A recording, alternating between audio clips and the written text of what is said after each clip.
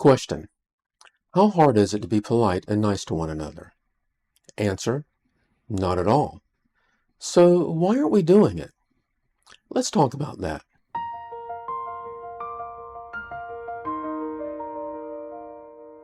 Good afternoon, I'm David, and welcome to The Late Disciple, where we discuss scripture on Monday mornings, but sometimes we have a little extra in the middle of the week, like today's conversation about being polite and nice.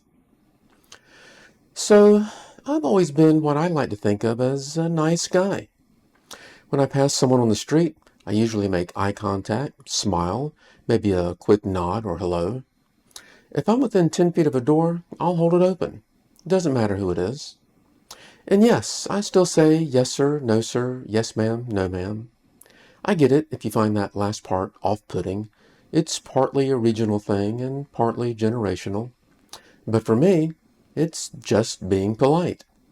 And it's certainly nice when people are nice or polite in return, right? Well, over the years, I've noticed more and more that people aren't nice or polite in return. Often, it doesn't matter if you try to be nice because so frequently, people are actively ignoring everyone else. It's an active disengagement, and I find that disappointing. Remember when the Walmart greeter used to actually greet you? When was the last time that happened? And that's their job.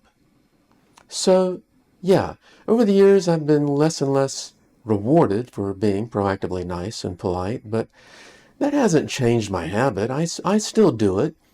And what does it cost me? Nothing. It's free, and sometimes someone needs to hear a nice word or just have a door open for them. Now, it sounds like I made this video just to complain about rude people, but actually, I made this video because of an awesome experience I had at Walmart a couple of days ago. As I'm getting my shopping buggy, I bump into a stranger also trying to get a buggy. We both smile at each other and offer a good morning, and I help her get her buggy. Nice start, right? Then, as I enter the store, the greeter actually greets me with a smile and a good morning. Hey, 2 for 2. Before I start shopping, I decide to stop by the restroom.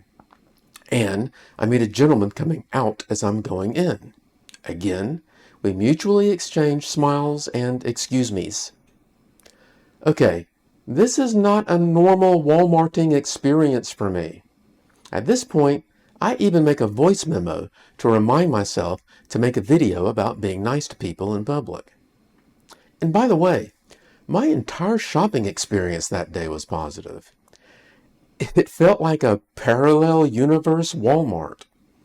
The whole time I was in the store, I kept thinking to myself, I can't believe how nice everyone is today. Then, after I got home and started thinking about it, I thought, this shouldn't be the exception. Every day should be like this. Why in the heck don't we treat each other better than we do?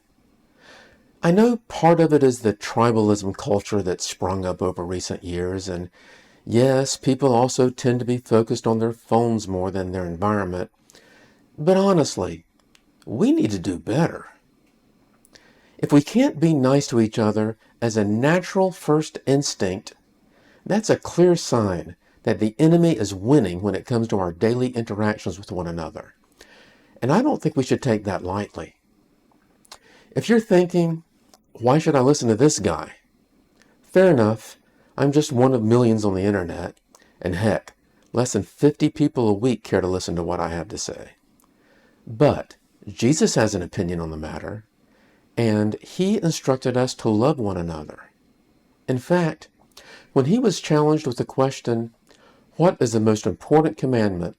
He didn't rattle off one of the 10 commandments, or one of the 600 plus Mosaic laws.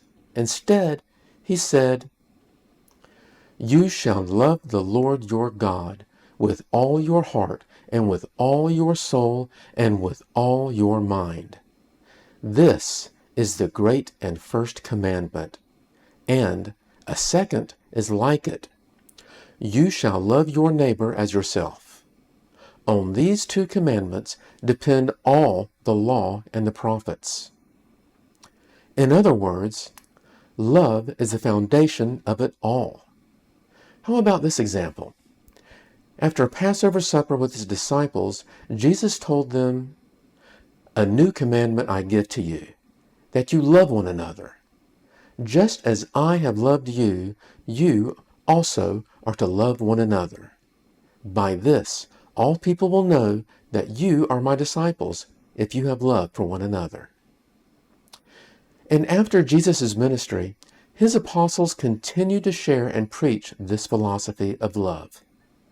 John wrote this in an epistle: "By this we know love, that he laid down his life for us, and we ought to lay down our lives for the brothers.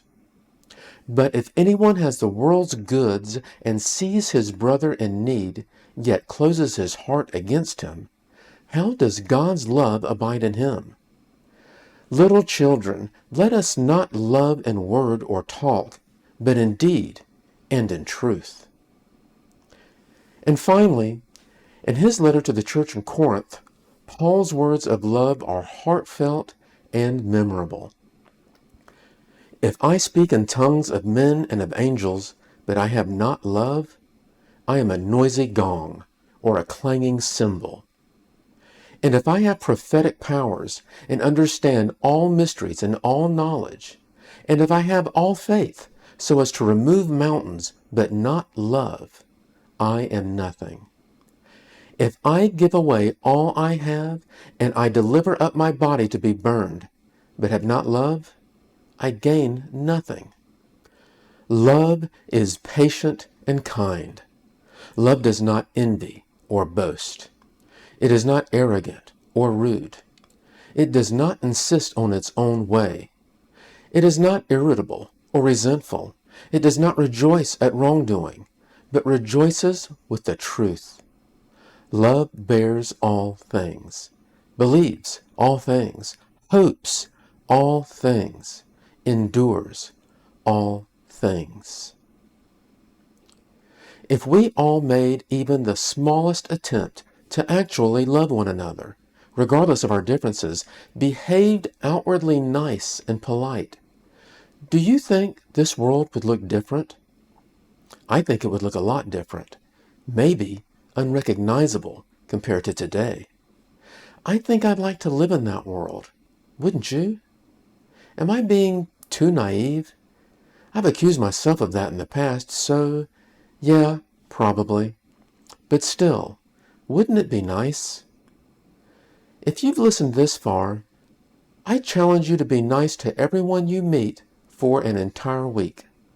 Even if no one reciprocates, be nice, be polite, all week. It will cost you exactly $0. And I'm willing to bet you'll feel better before the week is out. Thank you for watching this video. If it gave you anything to think about, please like it and share it with others. And consider subscribing. This is only my second extra video, but I'd like to do more. And if you'd like to see more, let me know. Until next time, remember, we are all disciples.